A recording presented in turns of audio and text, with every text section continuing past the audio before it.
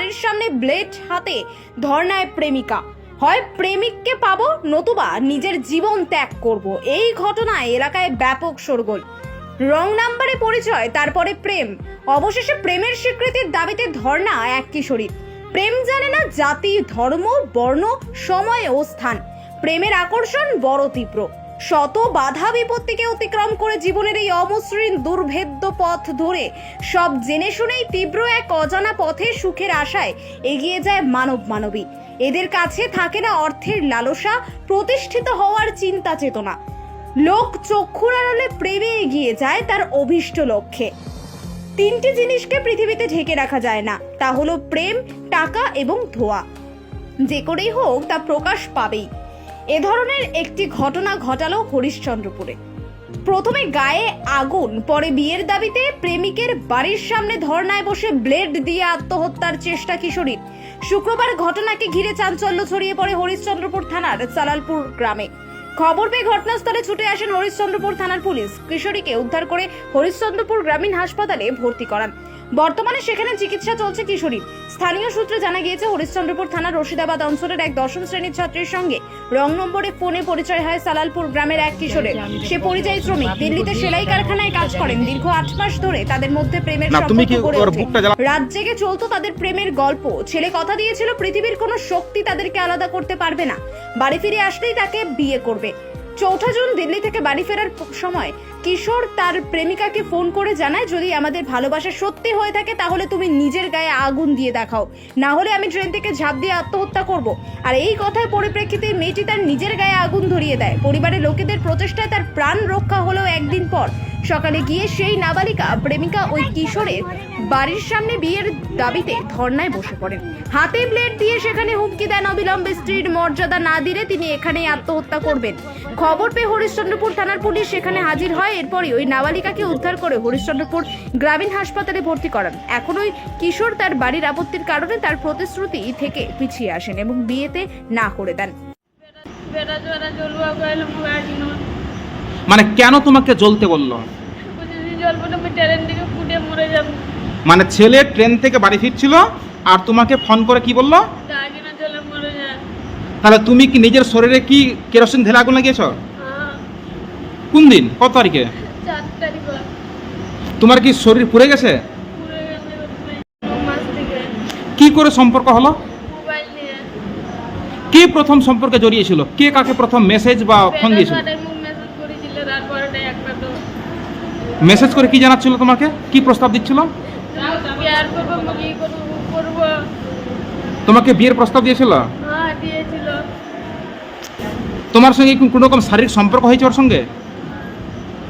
ছেলে কি কথা দিয়েছিল তোমাকে? যে বিয়া করব, আর আসবো আর বিয়া করব। ছেলে কি বাইরে থাকতো? হ্যাঁ। তারপরে ছেলে যখন বাড়ি আসলো তখন কেন বিয়ে করতে চাইছে না? তার ওর মা বাবারা শিখাতে নাকি আননি যাবে। ধর্নায় কবে থেকে বসেছিলে ধর্নাতে ওর বাড়িতে? তুমি কি চেষ্টা চালাচ্ছিলে নিজেকে আত্মহত্যা করার জন্য? কোনো দোকান থেকে ব্লেড কিনেছিল তুমি? তোমার ব্লেডটা কে কেড়ে নিল? এখানে কে নিয়ে এসছে হাসপাতালে? এখন তো ছেলে বলছে যে তোমাকে বিয়ে করবে না, তাহলে তুমি কি ব্যবস্থা নিবে এখন?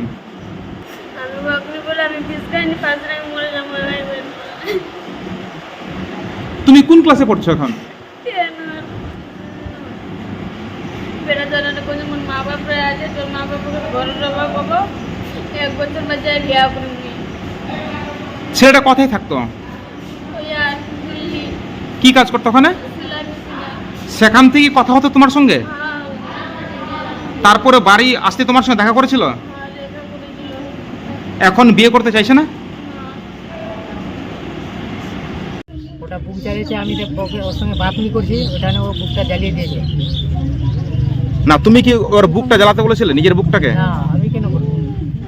না, ও সেটাই দাবি করছে যে ছেলে বলেছে তার প্রেমের জন্যই কিন্তু আমি নিজের ক্ষতি করেছি, আজ আমাকে গ্রহণ করছে না বা স্ত্রীর মর্যাদা দিয়ে তাকে বিয়ে করছে না আমাকে। না, আমি বলিনি। আমি যখন ট্রেনে চললাম, মেয়েকে বললাম তো আমি তোমার সঙ্গে বাত করবো না, একটু কম করেছিলাম। ও বারবার কল করছে আমাকে, আমি এরকম বললাম আমি বাইরে ছিলাম। এই তো কমসম 4 তারিখে এলাম, বাইরে থেকে এলাম। তো ওকে নিয়ে কথা তুমি ঘুরতে গেছিলে কোথাও বাইরে?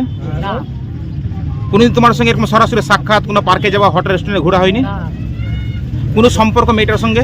না কোনো নয়, খালি এরকম ফোনে ফোনে কথা হয়েছিল বাস 4-5 মাস এটাই। তুমি কি কাজ করো? তুমি কি কাজ করো? আমি বাইরে কাজ করছি, সেলাইয়ের কাজ করছি।